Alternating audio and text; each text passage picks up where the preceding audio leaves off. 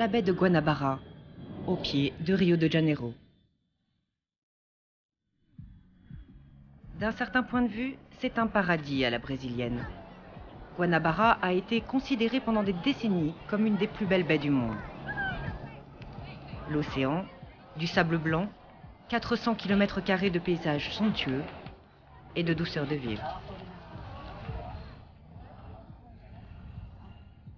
En fait, c'est un enfer moderne.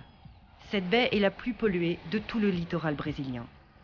Par l'industrie pétrolière, par les égouts qui dévalent des favelas ou encore par les infiltrations de la plus grande décharge à ciel ouvert du monde, Gramacho.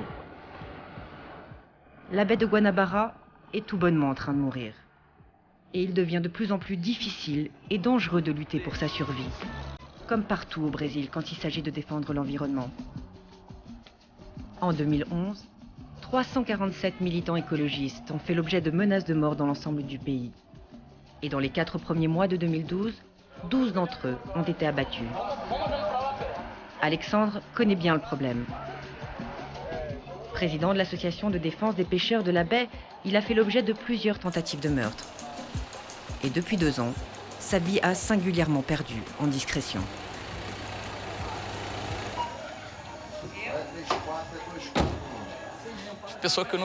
Les gens qui ne me connaissent pas sont... Ils pensent, ceux qui ne me connaissent pas, hein, mais ici tout le monde me connaît.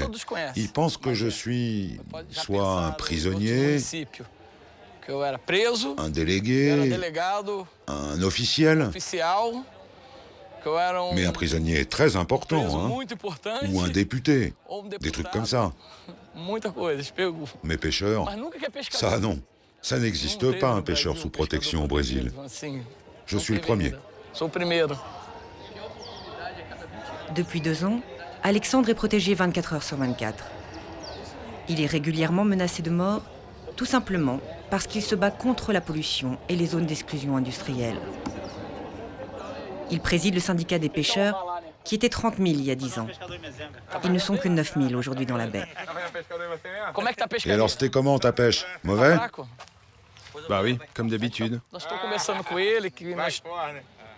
Parfois, Alexandre oublie un peu son escorte, mais elle se rappelle toujours très vite à son bon souvenir. Il faut changer d'équipe toutes les 4 heures, et là, c'est la relève. On fait l'échange dans n'importe quel endroit, s'ils connaissent l'endroit. S'ils connaissent pas, on se retrouve sur une petite route et on change là. C'est le seul moyen pour que je puisse continuer mon travail. Et dans la rue, les armes passent d'une voiture à l'autre, c'est comme au cinéma. Un cinéma aux lourdes conséquences. Pour Alexandre, plus question de sortir en mer. Ses policiers le lui interdisent, il serait bien trop vulnérable, et eux aussi.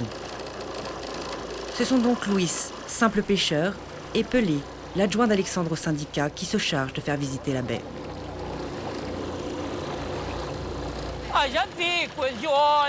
On voit des nappes d'huile. C'est fréquent. On voit ça dans l'eau, souvent. Et on trouve de tout. On trouve des sacs plastiques dans les filets. De tout. Des bouteilles. Des pneus. Et même des vieux canapés. Les poissons, ils ne se mélangent pas avec ces saletés. Du coup, ils ne rentrent pas dans les filets. Il y a trop d'ordures. Vous êtes devenu pêcheur d'ordures? Oui, que des ordures.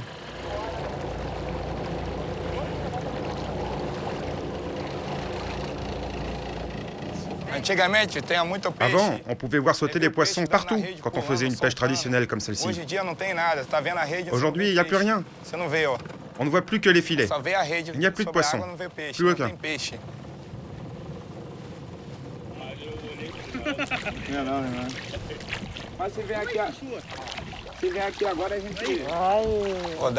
Eux, ils ont traversé toute la baie pour pêcher 1 ou 2 poissons. Et il faudrait remercier Dieu pour ça.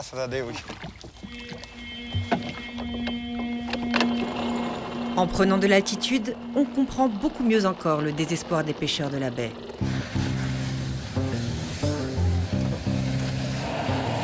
Tu vas te mettre à l'arrière. Mario, biologiste sous contrat avec le ministère de l'Environnement de l'État de Rio, constate à chaque survol de la baie que la situation empire, malgré les fonds publics consacrés à la protection de l'environnement. Illustration au-dessus d'un des fleuves côtiers qui se jette dans la baie. Voilà la plus grande station d'épuration. Elle a été créée avec l'argent du programme de dépollution de la baie. Elle ne fonctionne qu'à moitié de sa capacité. Donc, les égouts charriés par le fleuve, ils ne sont pas traités.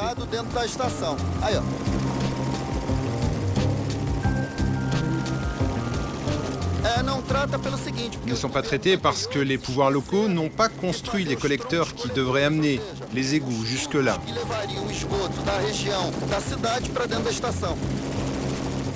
Alors voilà, le bassin hydrographique est un immense réseau d'eau usée. Et la baie de Guanabara est une grande latrine.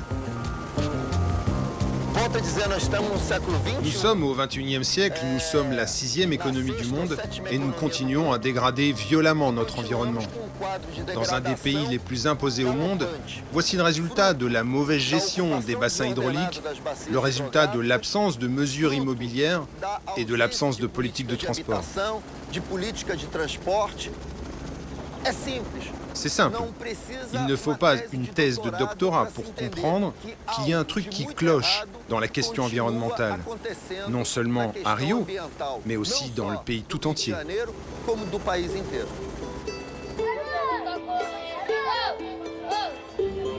Corruption, incurie, manque de coordination, désertion de l'État, violence des mafias, le tout sous un soleil radieux.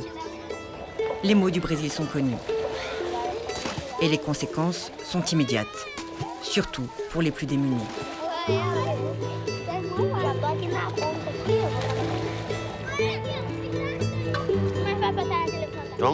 C'est bien sûr qu'ils se baignent. Et ça leur plaît? Ah, qu'est-ce qu'ils peuvent y faire? Et personne n'a de problème de santé? Pour l'instant, pas encore de maladie, mais ça va certainement arriver, oui.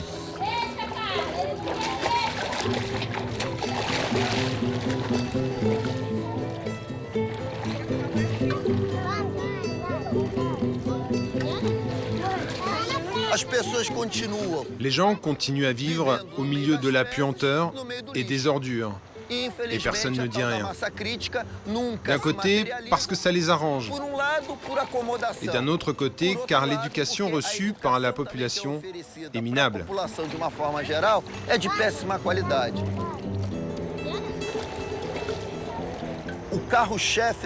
Voilà, selon moi, la pire des contaminations. Ce sont les égouts. Beaucoup d'égouts. Mais il y a plusieurs sortes de pollution dans la baie de Guanabara. Il y a la contamination par les métaux lourds, par les produits chimiques et par les produits pétroliers.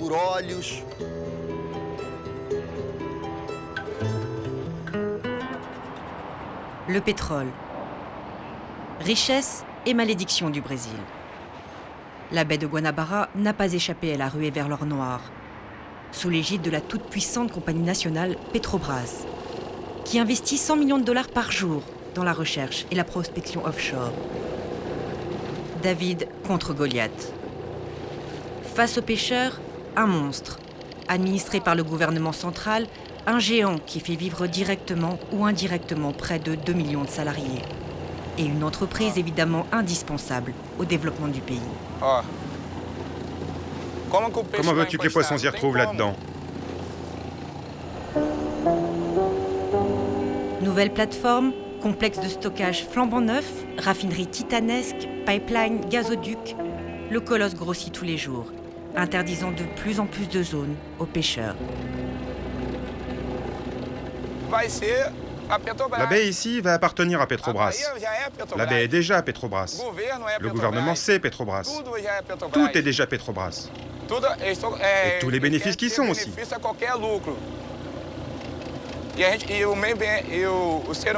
L'homme dépend de l'environnement pour survivre. J'aimerais qu'ils aient honte et qu'ils pensent aux autres, à la vie des autres, et pas seulement à eux-mêmes et à leur réussite. À chaque fois que nous faisions des manifestations contre les travaux, les menaces de mort commençaient. J'accuse pas Petrobras, mais avant que Petrobras débarque, nous n'étions pas menacés. Nous vivions et pêchions tranquillement. Nous avions une vie normale. Mais avec l'arrivée de Petrobras, notre vie est devenue un enfer. À terre, Alexandre a passé sa journée à militer, au rythme des relèves.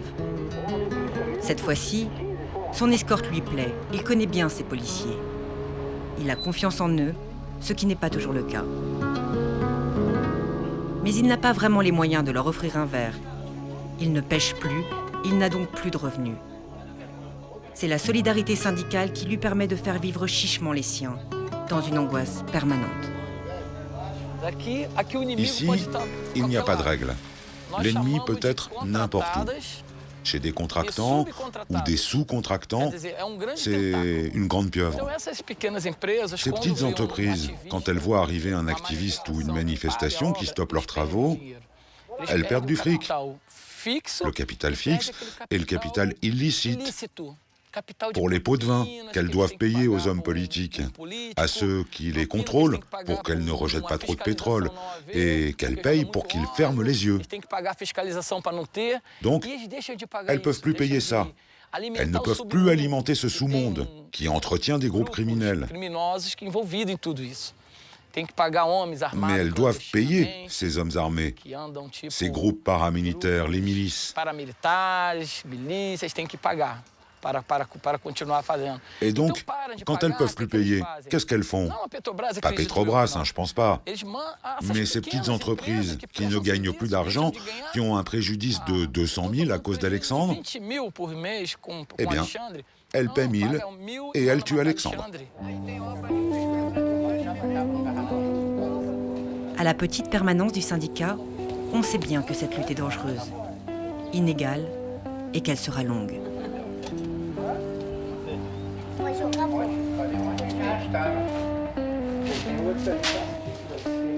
Mais on est fier d'avoir fait parfois reculer le Moloch pétrolier.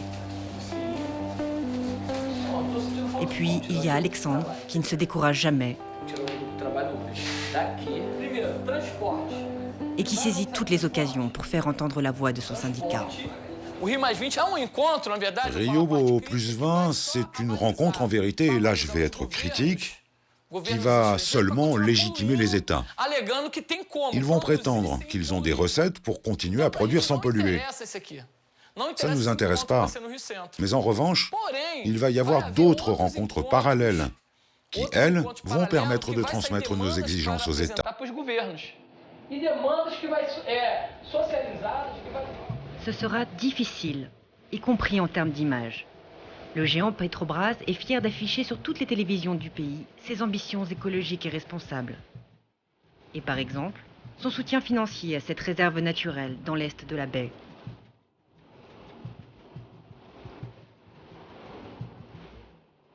C'est le domaine de Bruno Herrera,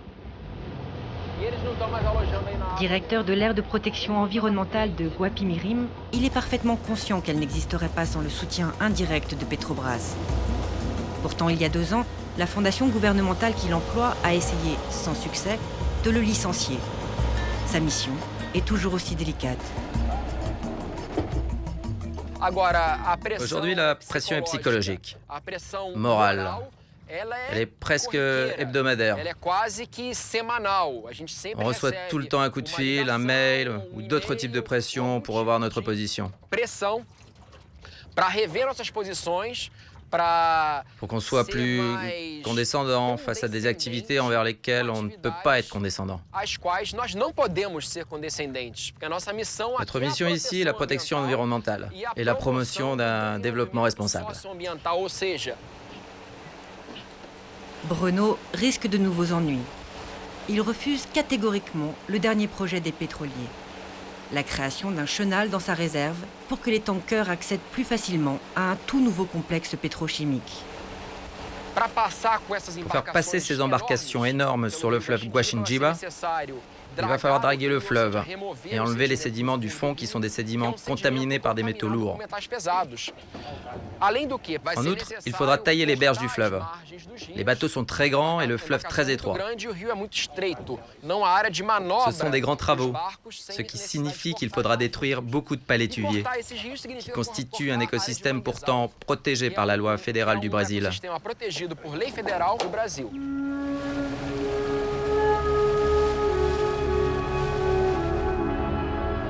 Vendredi soir, destination inconnue.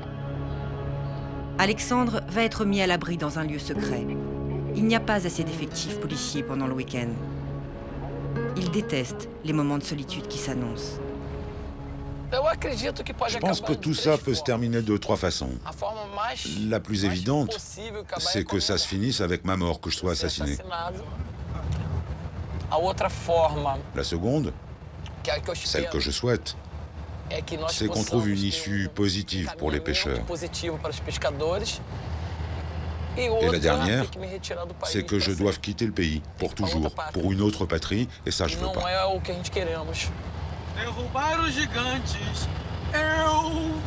Le sergent au volant essaye de lui remonter le moral. Il lui chante la samba qu'il a écrite en son honneur. Mais le guerrier de l'amour qui affronte un géant va tout de même devoir vivre reclus pendant 2 jours.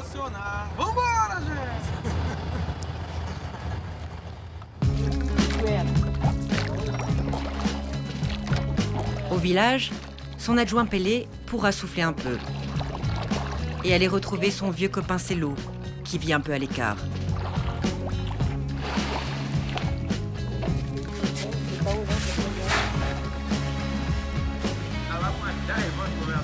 Celo est un champion de la récupération. Il s'est construit une maison, tout en plastique.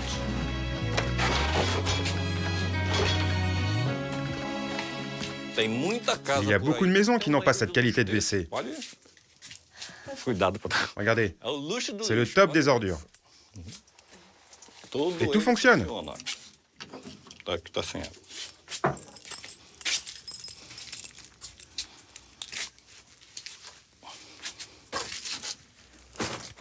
Et moi, je suis le roi des ordures.